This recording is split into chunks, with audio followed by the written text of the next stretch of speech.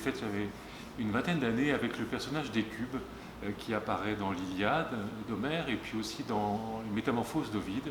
Et ce personnage m'a interrogé parce qu'il s'agit de la reine de Troie, la mère de trois héros qui nous sont, enfin de plusieurs héros, dont trois qui nous sont vraiment parvenus.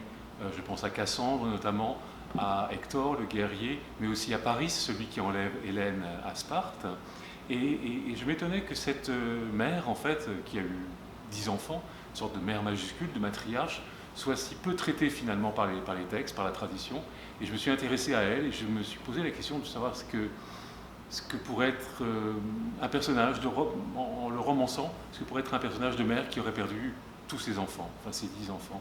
Et voilà, et c'est comme ça qu'est né ce projet. Et puis j'ai mis, en fait, plus de 20 ans à l'écrire, si on peut dire, parce que j'ai d'abord hésité sur une forme qui serait ou le théâtre ou le roman.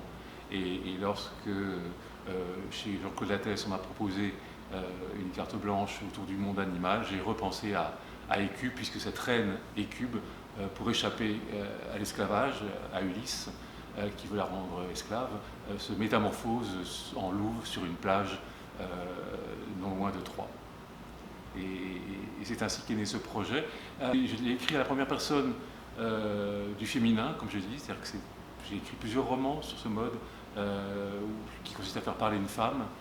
Je pense à Zelda Fitzgerald dans l'Alabama Song, mais aussi à Zola Jackson dans le roman qui porte ce nom, ou encore à Nina Simone.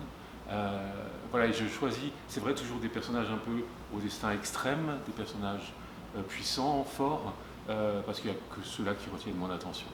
Et ces femmes-là, je leur donne la parole parce qu'en l'occurrence, Écube, c'est quelqu'un qui vraiment, si on en croit Homère, mais aussi bien Ovide, a été vraiment tenu dans l'ombre du pouvoir, alors que je fais le pari, vu la façon dont elle se venge du roi Polymestor qui tue son dernier fils, elle se venge d'une façon très politique, et je fais le pari donc qu'il s'agit d'une femme beaucoup plus politique que ce qu'on en a dit, ce que les textes nous en disent, les textes anciens. Voilà, c'était le pari, le défi de ce livre.